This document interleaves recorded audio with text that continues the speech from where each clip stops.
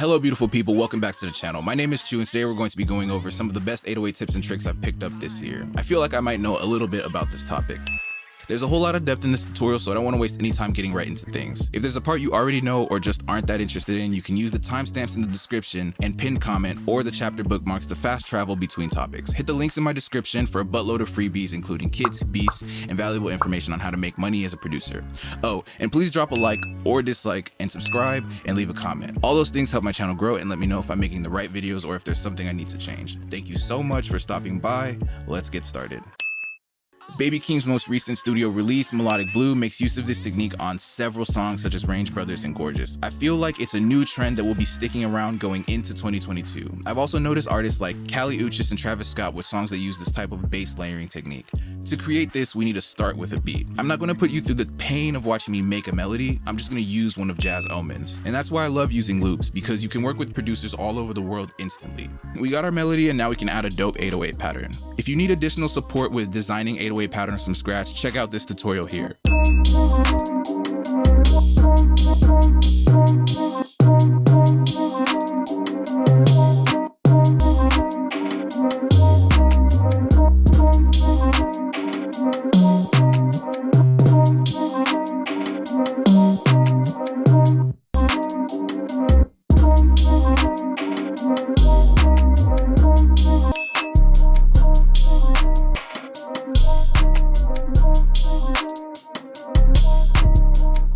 Once that's done, you'll need a sub bass pattern too.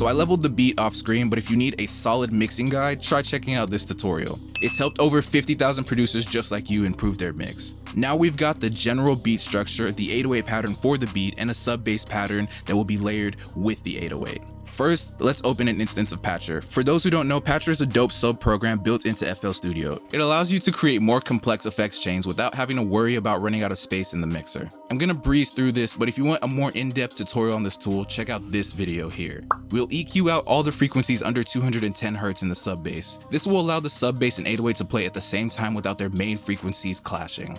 When they are playing together, we'll get a lot of low-end sub-frequencies from the 808 and the high-end sub-frequencies from the synthetic bass. Then, we need to add some reverb and distortion. We can play with the mix to get the balance we want.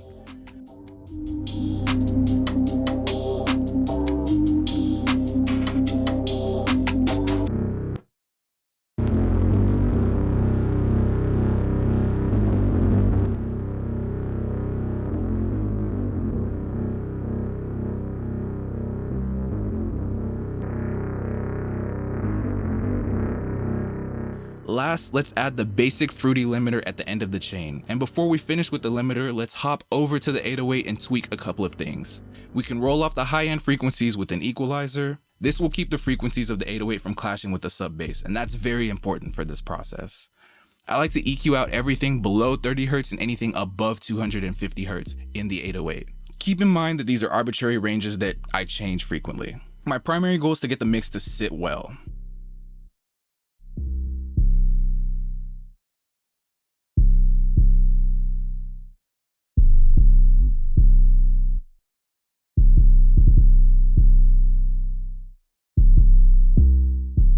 Now, with the 808s playing, we can bring in the sub bass and use the limiter in the patcher chain to gain adjust the sub bass until it fits perfectly.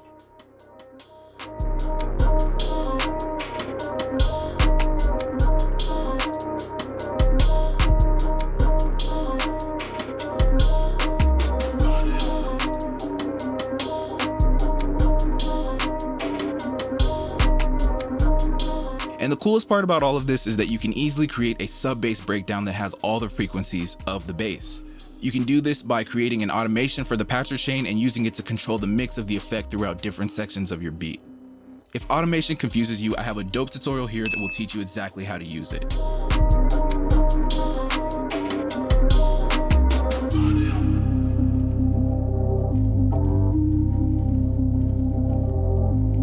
You may be wondering why I made such a simple 808 pattern. If you're attentive, you'll have realized that it's because I don't want the 808 to distract too much from everything else that's happening in the beat. And this brings us to our next point. Don't overthink shit. Keep it simple, stupid.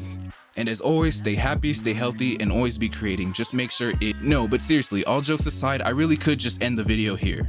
This is usually the issue with most people's 808s. At least that's what I've observed from reviewing thousands of tracks from producers and artists who are members of my newsletter. Crazy melodic 808s will always have a place in my heart. If you've ever been to one of my streams, you know I love the quote-unquote singing 808s. But there is a tasteful limit, especially if your goal is having an artist perform on the beat. Less is usually more, man. Don't take it too hard if you're struggling with this either. It took me a while to wrap my head around it too. All I'm saying is this. Pay attention to popular hip-hop from here on out. Think about what you hear the most in the low-end frequencies. Is it highly melodic bass lines, or are they well-placed one-off notes? Kicks are used way less than they used to be. It's my prediction that the kick drum will be phased out in 2022. We're already moving in that general direction in hip-hop. Since hip-hop is the #1 musical genre in the world, it's crucial to understand the best ways to get your 808s to thump without the need for help from kick drum transients. That's where parallel compression comes into play. Parallel compression, also known as upward compression, is achieved by mixing an unprocessed, dry, or lightly compressed signal with a heavily compressed version of the same signal. Now let me help you understand a bit more if you're interested, because this technique is super cool and can be applied in many scenarios. You can skip to this timestamp if you don't care much about this musical techno babble. This technique will work the same regardless of your understanding, but understanding will help you better apply this technique. Regular compression is lessening the dynamic range between the loudest and quietest parts of an audio signal. This is done by boosting the quieter signals and attenuating the lower signals. Normally, this would be a good thing. You could use standard compression to make every part of your 808 sample seem more present and aggressive. Sometimes it will make the 808 sound louder and even more distorted, but this added loudness and pressure comes at a cost. Heavy compression settings often result in unnatural dynamics and a lack of punch that's especially noticeable in a dense mix. And a dense mix is exactly what we're working with here. We've got a sub-bass sitting above the 808 and playing along with the rest of the instrument tracks. Parallel compression is how you get the best of both worlds by blending both signals to stress the best qualities of the 808 without losing any of its power. To make this happen for our beat, we'll add clipping to our 808 by using these settings on the Fruity Soft clipper. We'll add a bit of EQ to tame the high end of this dry signal too. Now we can route our initial 808 signal to a new blank track where the compression will be happening. On this track, we'll add some distortion with these settings and adjust the mix a bit.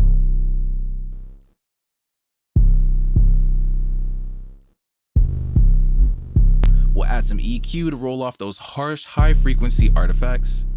And then we'll add a fruity limiter which will compress the effects of this track. If you want to understand more about how parallel compression works, check out this video I made and go to this timestamp for an in-depth explanation. From here, you'll have two channels playing the exact same signal parallel to each other, with their only differences being sequential order and effects chains. You can use the fader of the second channel, which is the parallel compression channel, to level the signals against each other until you have the blend that you want. I've been doing this on a ton of my beats lately, and many artists have been making note of the improved quality of my 808 presence. But they usually just refer to it as the bass line though. There are many 808 tips and tricks you can use to make the low end stand out in your beats. In fact, this is like my 4th or 5th video I've made on this topic alone. What can I say? I'm a creature of habit and I love playing the hits. I think the main point here is that you have to remain creative. You've got to be willing to learn and try new things. Check out the 808 tutorial playlist in the second link in the description below if you're ready to fix all your 808 and drum programming ailments. Drop a like if you enjoyed this video, and don't forget to share it with a friend who could use some help with 808s. And be sure to hit that subscribe button so you never miss out on another dope tutorial. And as always, stay happy, stay healthy, and always be creating. Just make sure it's dope content only. I love you, and I'll see you soon. Peace.